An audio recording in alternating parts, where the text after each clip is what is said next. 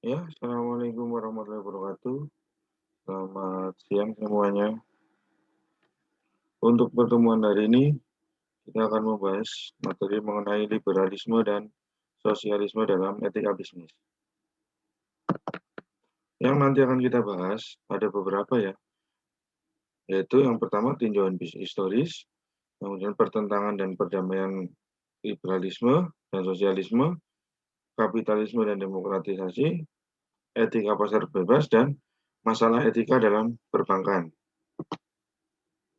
Yang pertama untuk tinjauan historis, di sini ada beberapa ahli ya yang membahas mengenai hal tersebut. Yang pertama itu ada John Locke dan milik pribadi, yaitu isinya mengenai menurut Locke kepemilikan pribadi itu berdasarkan pekerjaannya. Kemudian setiap manusia adalah penguasa atas dirinya sendiri. Kepribadian, tubuh dan tenaga yang dihasilkan dari tubuh tersebut, kemudian pekerjaan merupakan legitimasi dari seseorang.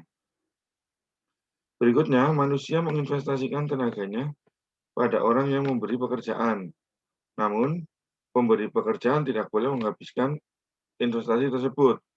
Uang dapat mengakumulasikan kepemilikan seseorang. Itu tadi menurut John Locke. Kemudian, menurut Adam Smith dan pasar bebas, memandang bahwa pekerjaan merupakan sumber hak milik. Tenaga kerja merupakan milik yang paling suci dan tidak boleh diganggu-gugat. Produktivitas menghasilkan kemakmuran, pembagian kerja meningkatkan produktivitas. Secara ekonomis, pembagian kerja bisa dilaksanakan saat sebuah produk eh, dapat dipasarkan seluas-luasnya. Ini menurut Adam Smith dan pasar bebas. Selanjutnya, masih menurut Adam Smith dan pasar bebas, ambisi adalah sumber kemajuan bagi seorang, namun jangan sampai terjerumus dalam egoisme. Jadi di sini ambisi boleh karena dijadikan sebagai semangat, tapi jangan sampai unsur egoisme itu muncul, karena itu nanti tidak mementingkan kepentingan umum, nanti yang diutamakan kepentingan pribadi kalau sudah mulai egoisme. Fokus pada diri sendiri dibandingkan kebersamaan. Kompetisi adalah cara yang efisien untuk mewujudkan kebebasan dalam bidang ekonomi. Kompetisi yang ditandai persamaan yaitu bahwa setiap orang berangkat dari posisi yang sama. Kaum miskin tidak sama dengan kaum yang beruntung, sehingga pemerintah wajib menyelenggarakan pendidikan untuk mengentaskan kemiskinan.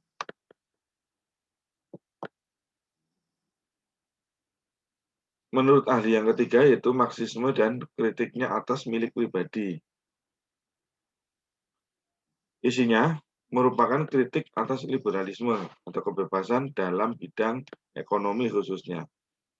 Menurut Marx, dalam kapitalisme liberal, manusia terasing dari dirinya sendiri, terasing dari kodratnya sebagai manusia, kemudian manusia bisa merealisasikan dirinya saat bekerja.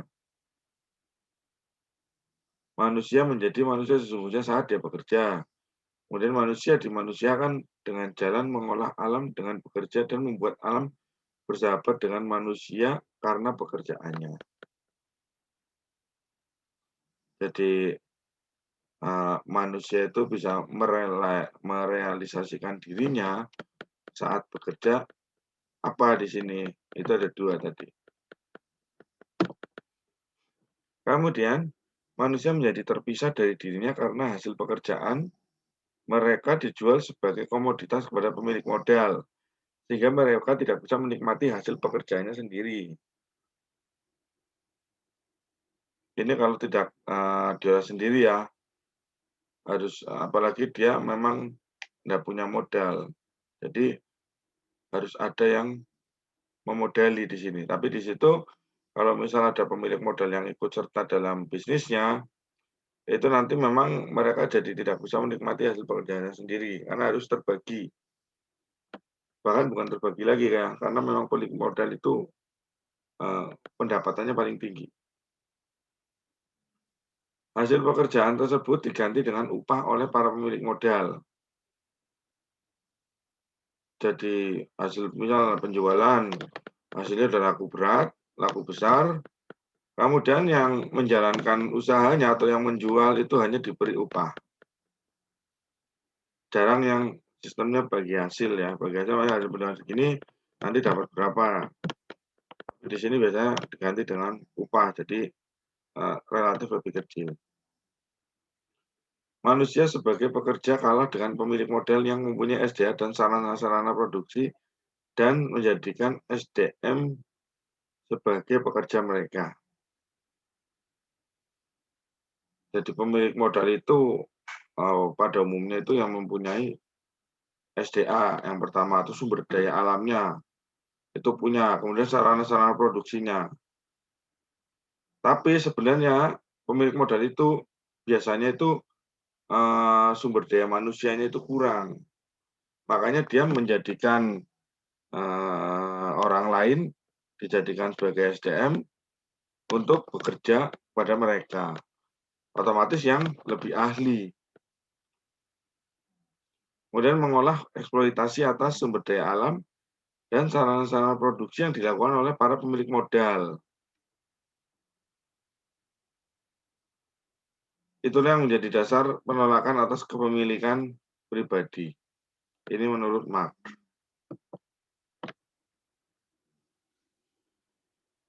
Kemudian masuk ke materi berikutnya yaitu pertentangan dan perdamaian liberalisme dan sosialisme.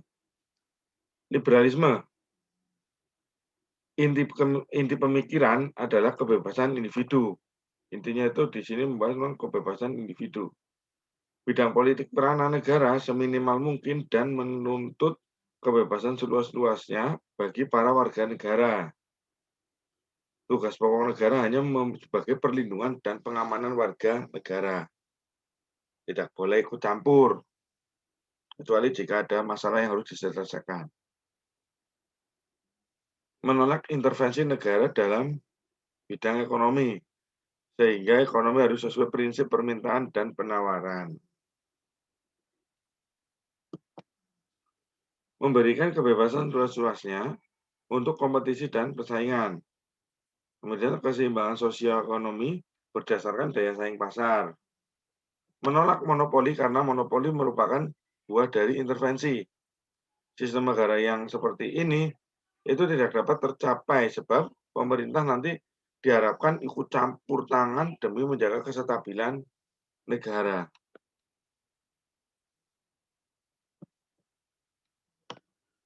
Sedangkan sosialisme ini memandang manusia sebagai makhluk sosial atau sebagai sesama yang hidup bersama orang lain. Sosialisme mengatur lembaga-lembaga agar dapat dinikmati oleh seluruh masyarakat. Ada dua jenis sosialisme ya. Yang pertama sosialisme komunistis, yang kedua sosialisme demokratis. Sosialisme komunistis itu menolak kepemilikan pribadi, membedakan barang konsumsi dan sarana-sarana produksi. Barang konsumsi itu barang-barang yang dinikmati orang-orang beserta keluarganya, rumah, kendaraan, dan lain-lain.